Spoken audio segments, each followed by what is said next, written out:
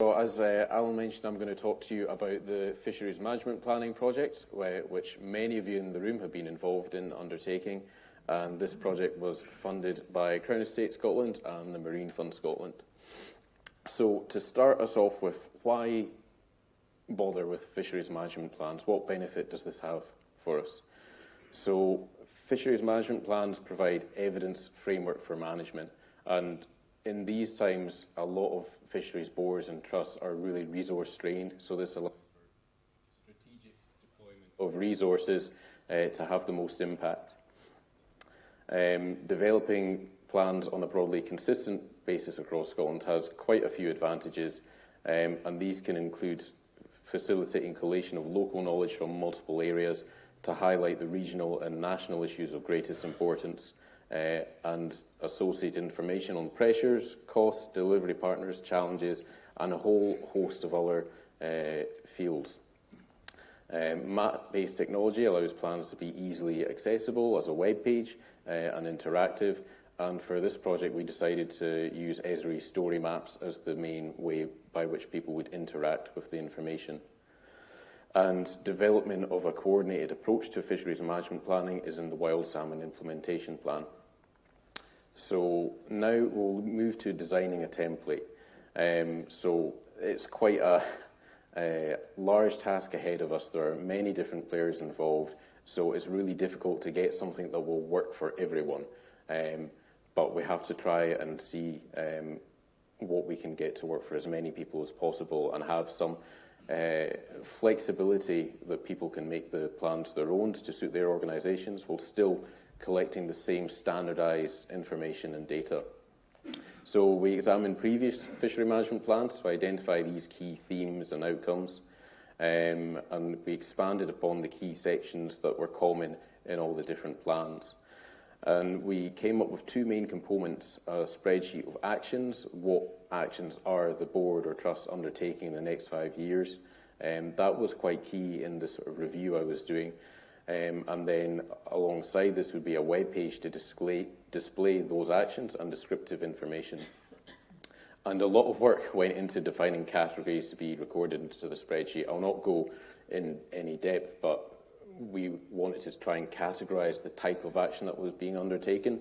If that was barrier mitigation, tree planting, habitat restoration, there was quite a lot of fields in that one, but by us being able to define those categories, that allows for pooling these actions together at a national scale. So that's quite a powerful approach. We did hold some stakeholder workshops to get some feedback on the categories and the way we tried to go about this, and we did update these following feedback that we received. And also what was quite interesting going throughout this project, although we're calling them fishery management plans, the actions that people are undertaking are often having a much wider impact on the wider environment, not just focused on salmon and sea trout. So is fishery management plans the right name? We'll see in the future, but for now it is. So we've got our rough template now, the workflow.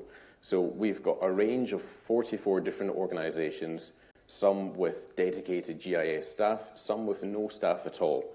So I had to design a workflow that would work for all these different ranges of skill levels.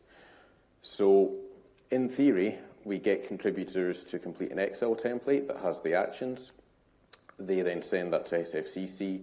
I upload this into the GIS environment and give access to a blank story map, which is basically a web page for them to edit, as we see there. And then once that's been edited, story maps can be shared with the wider audience and stakeholders. This very much simplifies the process. There is a lot of technical screaming into the void when I was trying to set this up and wondering why things don't work, but there are 44 different maps, but these each have their own data and layers. So there's hundreds of items sitting in the online environment that is going into this. So sorry, Keith, I'm going to pick on the Kyle of Sutherland for this one, but I thought it would be good just to have a very brief look at one of the plans. So as you can see, it looks as an interactive web page. We've got the tab headings at the top for different sections in the plan. We've got the first section of descriptive information about fisheries management arrangements within the district. moving down to the different catchments within the district. So we can see it's quite a nice visual way to display that information. You can bring the map-based catchment files in there, some photos, some text, and it's very interactive. I think one of the things we were quite aware of is in previous rounds of fisheries management planning, a really large PDF is produced. And it's great the information is in there, but it's not really accessible to people. So doing it in this format makes it a little bit more accessible, a little bit more engaging. And I will not go over that too much. But we have now 44 management plans for most of Scotland, and these are collated together in this national collection of plans, which is launched today, I believe, on our website, so you can access the collection of plans, but also the national dashboard of management actions as well. Now, we'll go to that in a bit, but I wanted to sort of just speak about the power of GIS and this map-based approach. So this allows for actions across all the districts across Scotland to be aggregated and interrogated to get some really interesting information. So we have over 1,200 actions across Scotland. 64% of these actions are completely unfunded. 21% of actions are addressing multiple pressures. 17% are addressing in-stream and riparian habitat. 16% are addressing obstacles to fish passage. And I could go on, but I won't. But that's just an example of the type of information that we can gain by aggregating these approaches that we wouldn't have done if the plans were produced as single PDFs for each separate region.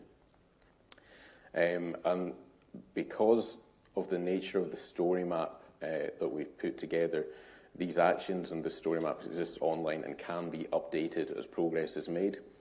So that technical capacity is there. And I'm very grateful to the Marine Directorate for the support in hosting the plans. There is some small cost element associated with hosting them, but that's been taken on by the Marine Directorate, so we're very thankful for that. But we see these as kind of living documents that aren't just designed to be completed once and then never looked at again. We hope that these will sort of take on a life of their own. And the actions can be classified by pressure, status, type of action. And this is the part where I want to show a quick look at the dashboards that we've put together. Apologies, I should have loaded this a little bit earlier, but bear with me.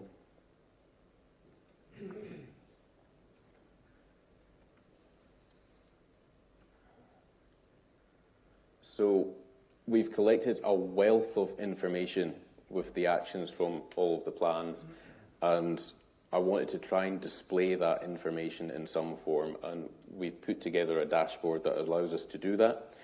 This is only scratching the surface of the information that's contained within the plans, I'll hasten to admit. But we have our actions across Scotland, so around 1,200. We're looking at pressures in this view, as well as completion times and scale up at the top from a targeted location, which might be removal of a weir, to whole districts. So that might be, riparian tree planting across a whole district. We also have a finance tab, so we can look at financial information. Paul's going to go over that in his talk a bit later, so I'll not steal his thunder. But even within this, there's a lot more information contained within the actions. But I think this is a good way to interrogate it. I mean, we can select priority, that will change the map accordingly, and we can select the type of management action as well. So if we were interested in, say, riparian tree planting, I can select that action, it filters the map and all the other associated widgets alongside it.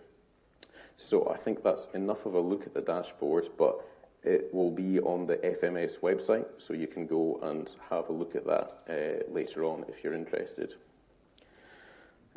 Moving on, so outcomes of the project. So we have 44 plans across Scotland that can be reviewed and updated as time goes on. Examination of data will show common themes and challenges, such as the dashboards. That's a really good way to interrogate information. And this allows for a coordinated approach to meet these challenges. I think this is one of the really powerful outcomes, is that it lets us see that a lot of the issues people are dealing with aren't in isolation, and it allows us to see the scale of action that's needed across the country. And yeah, as I said, we have the readily accessible collection of plans or the national dashboard. But I've got a couple other slides, hopefully I can keep to time.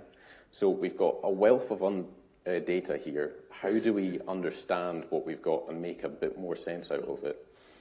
As I mentioned, this project has a huge amount of informational management actions.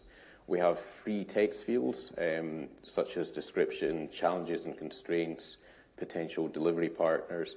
That information isn't easy to aggregate at a national scale, but we could use techniques such as theme building to try and pull out sort of common challenges. I had a quick go at building a word cloud here, and it's quite interesting that funding and staff capacity seem to be the most pressing ones.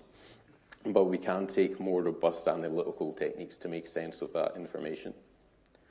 But one of the other ones I would just go back was, we have information on the type of action, the scale, and I'll just keep going, Jenny's fine, and also the costing of it. So one of the challenges that people had during this project was they didn't quite know how to cost an action, they hadn't done it before, they didn't know anyone else that had. But now we have a range of actions with costing certainty, some very confident with quotes, others fairly confident, and some are just estimates. But we can pull out the very confident costings to provide a range of costs for each type of action that might serve as a bit of a guide for people when trying to cost up work in the future. Yeah, and we can do some further analysis on what the typical actions are being done to address certain pressures. And then the last one, making use of the data, I'm hoping I'm on time. So we have actions that are classified by the activity undertaken, some in-stream riparian habitat, some riparian tree planting, peatland restoration. Those ones, tree planting and peatland restoration, are already quite investable, and nature finance markets exist for those. We have information on status. Is the action planned? Is it ongoing, partially complete, or complete? We have information on the cost and time frame, capital costs, funding shortfalls, and all these together, does that provide a good ingredients to use these for nature finance investment? Is we have all these actions readily accessible and viewable in the dashboard. Would an investor looking at that be able to find some actions they want to fund and then engage a process to get those actions funded? So I think that's where I want to leave it.